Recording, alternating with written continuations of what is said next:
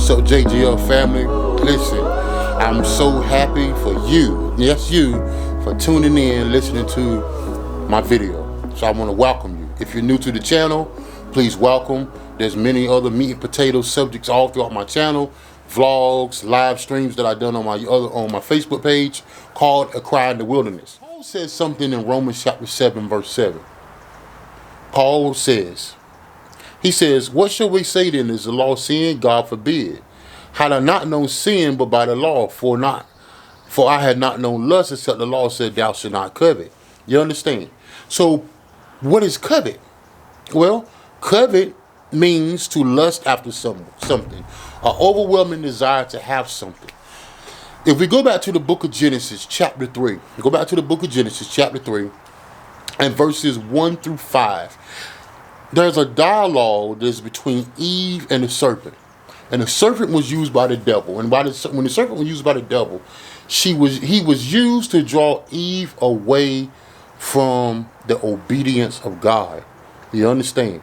Lust, she was curious. You know, the first ingredients to lust is curiosity. See, the curiosity comes from the enemy whispering in your ear. What do you think about this? How you seen that? You may want to try that. Adultery and fornication are sexual sins that causes many people to have much suffering in their life. For one, adultery, which is when a married person has sex with another person outside of their marriage. A fornication is when two people commit sexual sins when they're not married.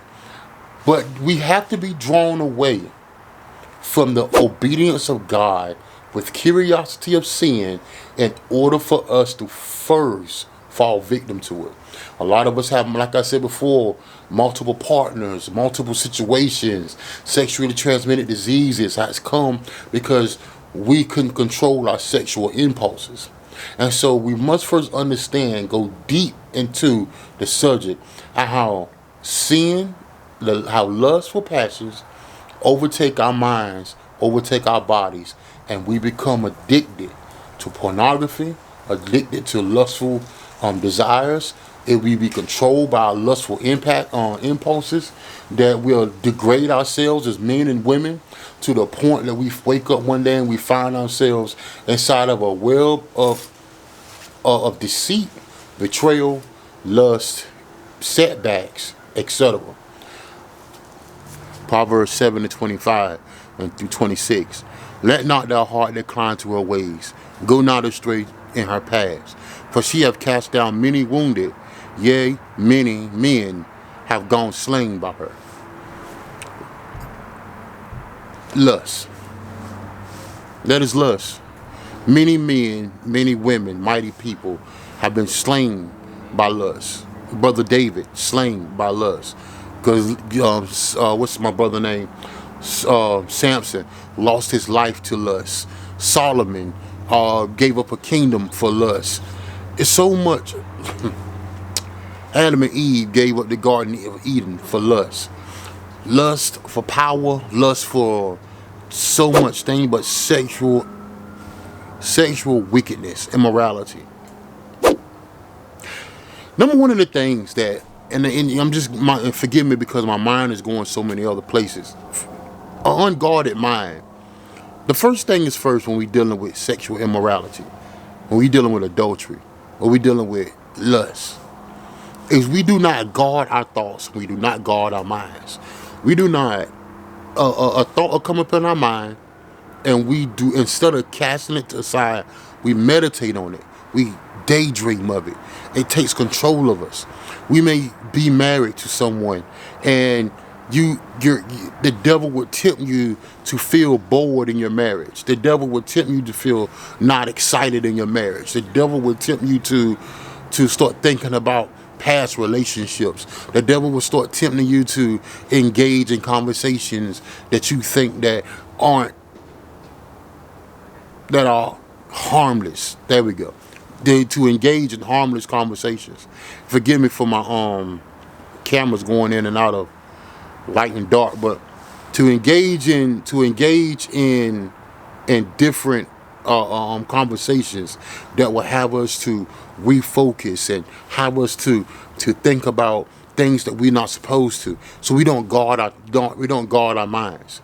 We don't guard our thoughts. We don't guard our thoughts for inappropriate conversations that pop up in our mind.